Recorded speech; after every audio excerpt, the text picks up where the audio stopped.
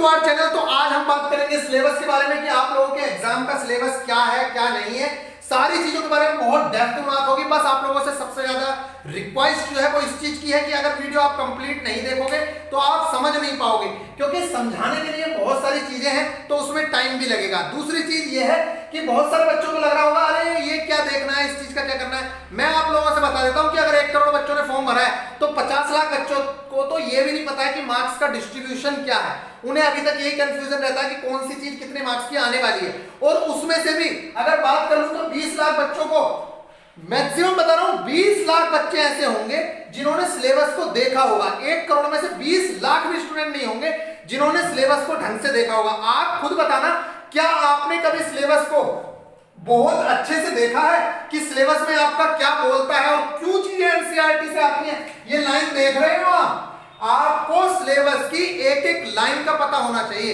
इसीलिए मैं नहीं, हर कोई ये बोलता है, चाहे यूपीएससी वाले बच्चे से बोल लो चाहे किसी से बोल लो, सब लोग यही बोलते हैं कि पहले जो सिलेबस दिया गया है आप लोगों को उस सिलेबस की एक एक लाइन आपको रटी होनी चाहिए। इसलिए मैं आज इसकी पीडीएफ भी दूंगा आप लोगों को, इसकी नहीं, आप लोगों को सिलेबस की पीडीएफ दूंगा, लेकिन वो पीडीएफ आप सबके पास हार्ड कॉपी में होनी ही चाहिए। क्या होनी चाहिए? हार्ड कॉपी में होनी चाहिए। और जो जो चीजें मैं आप लोगों को बताऊंगा वो सारी चीजें आपके पास अवेलेबल होनी चाहिए, तभी आप सिलेक्शन के हकदार हो। और इस बात की गारंटी है कि अगर कोई बच्चा अच्छे से फॉलो करता है तो उस बच्चे का सिलेक्शन रुकना नहीं है। लेकिन बात वही है कि आपको क्या है, कभी इधर भागना है कभी उधर भागना है। जो पिछले 2-2 सालों से आप इधर उधर भागे फिर रहे हो ना, उसका यही नतीजा है कि अभी तक आप 40-50 पे ही पढ़े हो या 60 पे पढ़े हो। क्यों आप आगे नहीं बढ़ पा रहे हो? पता है क्यों? क्योंकि आपने बना लिए नोट्स के ढेर और आपको पता नहीं है कि रिवीजन के बिना सिलेक्शन होना नहीं है। ये लाइन देख रहे हो, revision is equal to selection. हमारे चैनल का सिर्फ एक ही मोटो है, revision is equal to selection. अगर आप इन सारी चीजों को, जो चीजें मैं बताऊंगा, अगर आप वो चीजें फॉलो करते हो तो आपके सिलेक्शन को कोई रोक नहीं सकता है। और हाँ, अभी कुछ लोग कह रहे होंगे कि अरे तुम लोग तो अभी सिलेबस की डिस्कशन कर रहे हो, हम लोगों का तो हम लोगों का सिलेक्शन श्योर हो चुका है, मतलब हम लोग तो रिवीजन कर रहे हैं दवा के।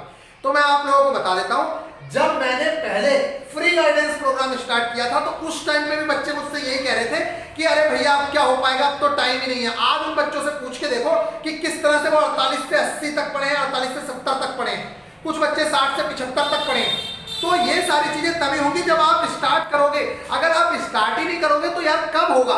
मेन चीज ये है कि आप अपने एफर्ट्स डालना बंद मत करो। आपको पता है जब हिरण के पीछे शेर भाग रहा होता है ना तो वो मरते दम तक भागता रहता है। क्यों? क्योंकि उसे अपनी जान प्यारी होती है। जबकि शेर को क्या है? खाना खाना है। वो अपनी जान की वजह से इतना एफर्ट्स डालता है, वो इतने एफर्ट्स डालता है कि वो चीते को भी हरा देता है। ये आपके पास टाइम है। अगर आपने इन 2 से 3 महीने में अच्छे से मेहनत कर ली तो आप विश्वास मान के चलिए कि कोई भी बंदा आप लोगों का सिलेक्शन नहीं रोक सकता है। ये 2 से 3 महीने और जो आप 1000 रुपए लगभग खर्च करोगे बुक्स वगैरह में, ये 1000 रुपए आपको 1000 मल्टीप्लाई करके लौटने वाले हैं। 1000 का मल्टीप्लाई कितना होता है? 10 लाख रुपए। 10 लाख तो कुछ भी नहीं है। आप विश्वास मान के चलिए, जो आप इस टाइम पे इन्वेस्ट करेंगे, इन्वेस्ट नहीं कर रहे हैं, आप क्या कर रहे हो यार? एक बात बताओ, युद्ध में लड़ने जा रहे हो, बिना हथियारों के लड़ोगे क्या? यहाँ पे युद्ध क्या है? एग्जाम है ना। एग्जाम अगर युद्ध का मैदान है तो एग्जाम को पास करने के लिए क्या आपके पास बुक्स नहीं होनी चाहिए? क्या आपके पास टेस्ट सीरीज नहीं होनी चाहिए? ये चीजें अगर आपके पास नहीं है तो आप लोग नहीं हो हकदार। क्योंकि हार्ड कॉपी में सब बच्चों के पास बुक्स होंगी और अगर आप नोट्स नहीं बनाते हो, मैं कह रहा हूं नोट्स बनाने कंपलसरी है, लेकिन नोट्स का ढेर नहीं लगाना है। हमारे चैनल का एक ही मोटो है कि जितना पढ़ा है क्या वो आप लोगों को याद है? अब मैं आप लोगों को बता रहा हूं कि देखो, बताने के लिए बहुत सारी चीजें हैं, इसलिए सिलेबस कंप्लीट होने में भी कम से कम 2 से 3 वीडियो लग सकती है, लेकिन आप लोगों को सारी चीजें समझना बहुत ज्यादा जरूरी होगा। तो चलो पहले बात कर लेते हैं सब्जेक्ट डिस्ट्रीब्यूशन का।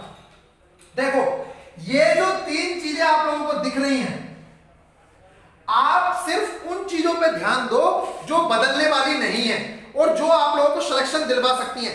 आप एक तरफ हिस्ट्री पढ़ो, सिर्फ हिस्ट्री, मैं बता रहा हूं, आप हिस्ट्री पढ़ो और एक तरफ रीजनिंग पढ़ना स्टार्ट करो। रीजनिंग के 30 मार्क्स आप विद इन अ मंथ छोड़ो, विद इन अ 15 डेज आप श्योर कर लोगे। लेकिन ये जो 20 मार्क्स दिख रहे हैं आपको, इसमें आपकी हिस्ट्री जो 2 से 3 नंबर की आती है ना, आप पूरे महीने पढ़ लो, हिस्ट्री के 2 मार्क्स भी श्योर नहीं कर पाओगे। इसलिए मैं कह रहा हूं कि जहां से मार्क्स हमारे श्योर हैं उन मार्क्स पे आप लोगों को सभी को ध्यान देना है। और श्योर वाले मार्क्स हर किसी बच्चे को बता रहा हूं, चाहे वो आर्ट साइड का है चाहे वो साइंस साइड का है, उसके लिए ये जो 30 मार्क्स हैं ये रामबाण साबित होने वाले हैं। अगर कोई बच्चा ऐसा है जो रीजनिंग में अभी भी 20 मार्क्स लाता है 30 के अंदर, तो वो बच्चा अपनी हार खुद निश्चित कर रहा है, क्योंकि रीजनिंग के जो मार्क्स हैं और जो साइंस के मार्क्स हैं ये मार्क्स ऐसे हैं जो हर किसी के लिए आसान हो सकते हैं। अच्छा एक बात बताओ, क्या आपका लेवल 9th के बच्चे से भी नीचे है? जब हम 9th के बच्चे को 1 महीने में उसकी पूरी की पूरी बुक करवा देते हैं बहुत अच्छे से, तो क्या आप लोगों का उतना भी लेवल नहीं है कि ये जो 25 मार्क्स हैं इसमें जो फिजिक्स और केमिस्ट्री आने वाली है 15 से 18 मार्क्स की, क्या ये आप कवर नहीं कर सकते? ये जो 15 से 18 मार्क्स है और बायो की जो चीजें हैं वो कुछ चीजें समझने की हैं, उसके अलावा जो चीजें हैं वो सिर्फ याद करने की हैं। तो वो चीजें आप लोगों को याद करवाई जा रही हैं। जिन बच्चों ने टारगेट फॉलो किए हैं उन लोगों को पता है कि किस तरह से चीजें चल रही हैं और वो कैसे 50 की कैटेगरी से 70 की कैटेगरी में चले गए। लेकिन ये गारंटी होनी चाहिए कि आप लोगों को फॉलो करना है। अगर आप लोगों ने फॉलो नहीं किया तो कुछ भी चीजें होने वाली नहीं है। ठीक है, तो मेन फोकस ये है हम लोगों का कि ये जो 80 मार्क्स हैं ये हमारे मेन फोकस में रहेंगे। इसमें हमारा जो सबसे ज्यादा जोर है स्टार्टिंग में वो है रीजनिंग, साइंस और मैथ्स पे। इस जो जीके वाला सेक्शन है ये लिखा हुआ है GA and CA, general awareness and current awareness. इसमें हम सबसे पहले जो ध्यान देंगे वो स्टैटिक के टॉपिक को ध्यान देंगे और उसके साथ साथ हम जो ध्यान देंगे वो हम करंट को ध्यान देंगे, लेकिन वो ऐसे टॉपिक होंगे जो चेंज ना हो। जैसे अभी क्या था, कुछ बच्चों ने 2019 से रटना शुरू किया।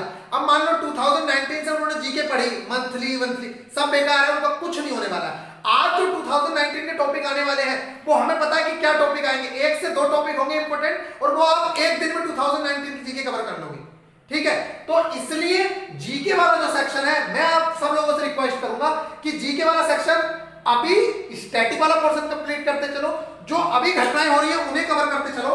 उसके अलावा जब हमारे एग्जाम की डेट निश्चित हो जाएगी तब हम जीके पे ज्यादा ध्यान देना शुरू करेंगे। अभी हमारा जीके पे ध्यान देने का मकसद नहीं है। ये मैं उन बच्चों के लिए बोल रहा हूं जिन लोगों के अभी 50 से 60 मार्क्स आ रहे हैं, लेकिन जिन बच्चों के 70 प्लस मार्क्स है भैया आप जीके पढ़ोगे। और आप लोगों को मैं करा भी रहा हूं, ऐसा नहीं है कि आप लोगों को जीके करा नहीं रहा हूं, आप लोगों को जीके पढ़नी है। क्योंकि जो 50 वाला बच्चा है उस बच्चे को पहले अपना सिलेक्शन श्योर करना है और सिलेक्शन श्योर जीके के बेस पे नहीं होगा, सिलेक्शन श्योर ऊपर के तीनों सब्जेक्ट पे बेस पे होगा। अगर किसी बच्चे का मैथ्स कमजोर भी है तो उसके अंदर इतनी कैपेबिलिटी होनी चाहिए कि वो कम से कम 15 नंबर 10 नंबर खींच सके, और लाना कोई बड़ी बात नहीं है। अगर मैं अभी टाइम एंड वर्क के आप लोगों को क्वेश्चन करा दूं तो एक भी बच्चा ऐसा नहीं रहने वाला है जो टाइम एंड वर्क के क्वेश्चन छोड़ के आ जाएगा। और टाइम एंड वर्क और pipe and system both are the same, दोनों के कॉन्सेप्ट बिल्कुल सेम है, तो उन पे हम बात करेंगे बाद में। और एक चीज और मैं बता रहा हूं, आप इस चीज पे बिल्कुल ध्यान मत देना कि इस पे लिखा कैसा है, बैकग्राउंड कैसी है, मैं कैसा दिख रहा हूं, मेरे बाल कैसे हैं, इन चीजों से आपको मतलब नहीं होना चाहिए। क्यों? क्योंकि देखो ना मेरे पास इतना टाइम है कि मैं इस चीज के अलाइनमेंट पे ध्यान देता रहूं कि भैया ये कितना होगा, कब होगा, कैसे होगा। तो आप लोगों को सिर्फ सपोर्ट करना है, जो चीजें यहाँ पे दिख रही हैं बस आपको समझ आनी चाहिए कि मैं समझाना क्या चाह रहा हूं। चलो फिर आगे देखो, जनरल साइंस यहां पे एक वर्ड लिखा है 10th स्टैंडर्ड लेवल लिखा है, the syllabus under this shell cover physics, chemistry and life sciences. ये वर्ड देखो, ये जो वर्ड है ना लाइफ साइंसेस, इसीलिए मैं आप लोगों से कहता हूं कि क्यों आता है, मानव से रिलेटेड चीजें क्यों आती हैं मैक्सिमम, वो सिर्फ इसीलिए आती है जो आपकी डेली लाइफ में चीजें यूज हो रही। मैं ये नहीं कह रहा हूं लाइफ साइंसेस का मतलब ये है, लेकिन आप लोगों को ये ध्यान रखना है जो डेली लाइफ में आप देखते हो चीजें, या ह्यूमन आप लोगों के लिए बायोलॉजी में सबसे ज्यादा इंपॉर्टेंट है। ह्यूमन रोग हो, चाहे ह्यूमन से रिलेटेड कोई भी चीज हो, चाहे वो पाचन तंत्र हो, कोई भी चीज, मैक्सिमम अगर आप लोगों को बायो में कुछ भी नहीं पढ़ना है तो आप मानव के बारे में जरूर पढ़ो। मानव के बारे में सारे तथ्य आप लोगों को पता होने चाहिए। और उसके साथ साथ आप लोगों को पता था कि जैसे पीछे देखा गया कि आवर्त सारणी इस चीज में बहुत ज्यादा इंपॉर्टेंट हो रही थी, केमिस्ट्री में बहुत सारी चीजें पूछी जा रही थी, ऐसे ही सारी चीजों में कौन कौन सी चीजें इंपॉर्टेंट है उसके बारे में इन डेप्थ बाद में बात होगी। फिलहाल आप ये देख लीजिए कि एनसीईआरटी से क्वेश्चंस क्यों आते हैं। यहां पे पूरा लिखा हुआ है कि 10th लेवल का आएगा, और ये जो वर्ड्स है ना ये नोटिफिकेशन से उठाए हैं मैंने। आप ये मत समझना कि मैंने अपनी तरफ से ये चीजें लिख दी हैं, ये नोटिफिकेशन में एज इट इज लिखे हुए हैं। आप लोगों को इसकी पीडीएफ मैं दूंगा और आप उस पीडीएफ को प्रिंट आउट कराओगे। आप सबके पास हार्ड कॉपी में सिलेबस होना चाहिए और आपको पता होना चाहिए कि मेरा सिलेबस क्या कहना चाहता है। आपने देखा होगा यूपीएससी के बच्चे भी सिर्फ सिलेबस को देते हैं कि अगर आप सिलेबस ने अगर ढंग से तुमने सिलेबस पढ़ लिया है, अगर सिलेबस की एक एक लाइन आप लोगों को पता है, तो आधी से ज्यादा प्रॉब्लम तो वैसे ही सॉल्व हो जाती है। और ये सही भी बात है यार, पेड़ काटने जा रहे हो, आरी है नहीं, कैसे पेड़ काटोगे भाई? आरी है तो बेकार है, उसके कांटे खराब हो रखे हैं तो काट नहीं पाओगे। इसलिए आप लोगों को ये सारी चीजें पता होनी चाहिए। ठीक है, इतनी बात समझ आ गई। और यहां पे लिखा हुआ है सीबीएसई, तो सीबीएसई कोई बड़ी बात नहीं है। सीबीएसई की जो बुक है वो एनसीईआरटी फॉलो हो रही है, तो एनसीईआरटी आप लोगों के पास होनी चाहिए 9th और 10th की। और एक बात मैं बताता हूं, एनसीईआरटी से सिर्फ फिजिक्स और केमिस्ट्री आ रही है, बायो अलग से आती है, वो मैं अपने नोट से आप लोगों को कराऊंगा, तो उसकी टेंशन आप लोगों को लेने की जरूरत नहीं है। तो ये चीजें आप लोगों को पता चल गई कि पहले हमें 80 मार्क्स को फोकस करना है, जीए और सीए का वो वाला पोर्शन पढ़ना है जो हम लोगों के लिए सिर्फ इंपॉर्टेंट है, फालतू की चीजें हमें नहीं पढ़नी है। और हाँ, लिमिटेड ही पढ़ोगे, नोट्स के ढेर नहीं लगाओगे। अब देखो आपके पास क्या क्या चीजें होनी जरूरी है। मैं आप लोगों को बता रहा हूं कि अगर आपने इस टाइम पे लालच किया तो आपसे ज्यादा बड़ा बेवकूफ कोई होने वाला नहीं है। अगर आपने इस टाइम पे 500 रुपए 1000 रुपए खर्च किए तो ये लाइफ टाइम आपको 35,000 रुपए 40,000 रुपए 50,000 रुपए लाख रुपए आपको दिलवाएंगे। इस टाइम पे ग्रुप डी एम्प्लॉय की सैलरी भी 28 से 30,000 रुपए के आसपास है अभी, और जब आप ज्वाइन करोगे उस टाइम तक 35,000 रुपए सैलरी हो चुकी होगी।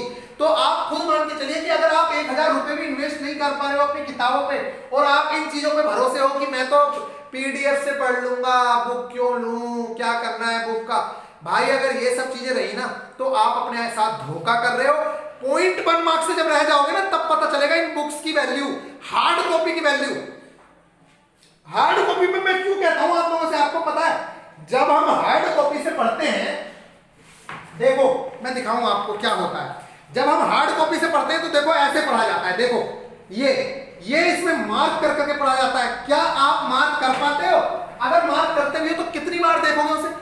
मोबाइल का यूज तब करना है, मैं नहीं कह रहा मेडिकल नहीं देना है, आप लोगों को मेडिकल भी देना है ना, तो ज्यादा मोबाइल के चक्कर में नहीं पड़ना है, ठीक है। अपनी आंखें, ये करोड़ों रुपए की आंखें हैं, ये अनमोल आंखें, इन्हें बर्बाद मत करो ज्यादा। मेन चीज देख लो और उसके बाद किताबों से पढ़ो, किताबों की ओर लौट जाओ, मान जाओ अभी भी, क्योंकि आप लोगों को पता नहीं है जो आपकी किताब 15 मिनट में पूरा करवा सकती है ना, उसके लिए आप 45 मिनट दे रहे हो यूट्यूब पे इधर उधर घूम घूम के। तो वहां पे सिर्फ रेफरेंस लो, उसके बाद अपनी बुक से पढ़ो, क्योंकि बुक ही सब कुछ करवा के मानेंगी, ठीक है। तो आपके पास क्या क्या चीजें होनी जरूरी हैं, देखो अगर आपने एक भी बात इग्नोर की तो आप ये मान के चलिए कि बहुत ज्यादा प्रॉब्लम है, फिर मुझसे कोई नहीं कहेगा कि भैया मेरे मार्क्स नहीं बढ़ रहे। सबसे पहली चीज है प्लेलिस्ट देखना। एक वीडियो है, एक प्लेलिस्ट है जिसमें 18 वीडियोस हैं। ये प्लेलिस्ट देखना इसलिए कंपलसरी है, इसलिए बता रहा हूं मैं कि ये क्यों कंपलसरी है। अगर आपने ये वीडियोस देख ली 18 वीडियोस, तो आप लोगों के सारे कॉन्सेप्ट क्लियर होंगे कि किस तरह से एग्जाम में टेस्ट में कैसे बैठना है। आपके अंदर का जो डर है कि भैया मेरा सिलेक्शन नहीं होगा, वो डर खत्म कर देंगे ये 18 वीडियोस। और 1.5 से 2 घंटा लगेगा इन्हें देखने में, 5-5, 10 मिनट की वीडियो, कोई बहुत बड़ी वीडियोस नहीं है। बुक्स सब बच्चों के पास होनी चाहिए, दूसरा पॉइंट है मेरा, बुक्स हर बच्चे के पास होनी चाहिए। जैसे 9th की एनसीईआरटी अभी जरूर होनी चाहिए सब लोगों के पास, साइंस की आप लोगों के पास ये बुक होनी ही चाहिए। बच्चे कहते हैं कि अभी एनसीईआरटी पढ़ने का टाइम नहीं है, भाई 150 रुपए की दोनों बुक्स मिलेंगी, कोई बहुत बड़ी बात नहीं है, आपके पास होनी चाहिए। नोट्स बनाने हैं लेकिन ढेर नहीं लगाना है। अब मैं क्यों कह रहा हूं, मेरे तो जो नोट्स बनेंगे वो ज्यादा बनेंगे भी नहीं, 4 नोटबुक के अंदर पूरा सिलेबस कंप्लीट हो जाएगा। 20-20, 25-25 रुपए की मोटी वाली नोटबुक ले लोगे तो बड़े आराम से सिलेबस कवर कर लोगे। लेकिन जितना पढ़ोगे वो आपको याद होना चाहिए, आगे तभी बढ़ना है। क्योंकि आप लोग, मेरे जो हमारे पुराने स्टूडेंट्स हैं उनसे पूछ लो कि हम लोग आगे तब तक नहीं बढ़ते हैं जब तक पुरानी चीजें कवर नहीं हो जाती हैं।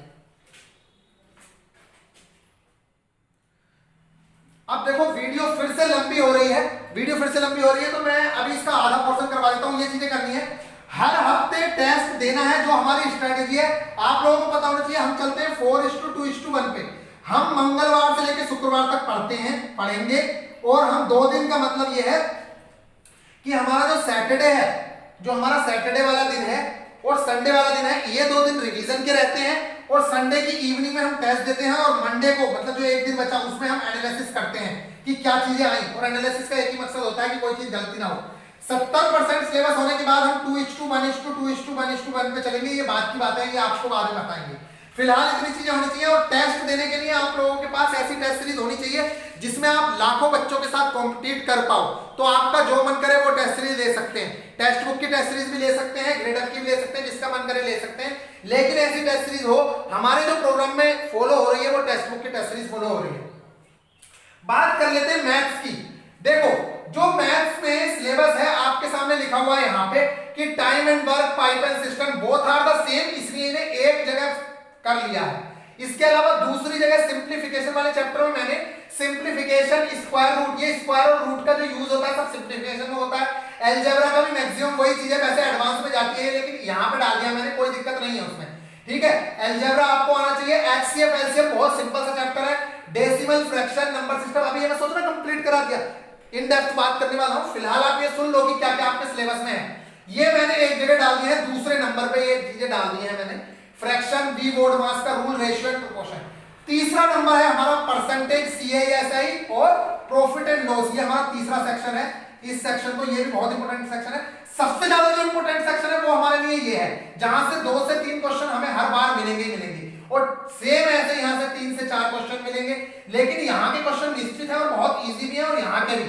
इसके अलावा ये वाला जो सेक्शन है यहाँ से आपको कम से कम 5 से 6 मार्क्स के क्वेश्चन देखने को मिलेंगे। अभी बात करेंगे बाद में, ज्यादा ही मिलेंगे यहाँ से क्वेश्चन। और चौथा सेक्शन है हमारा एलिमेंट्री स्टैटिक्स का।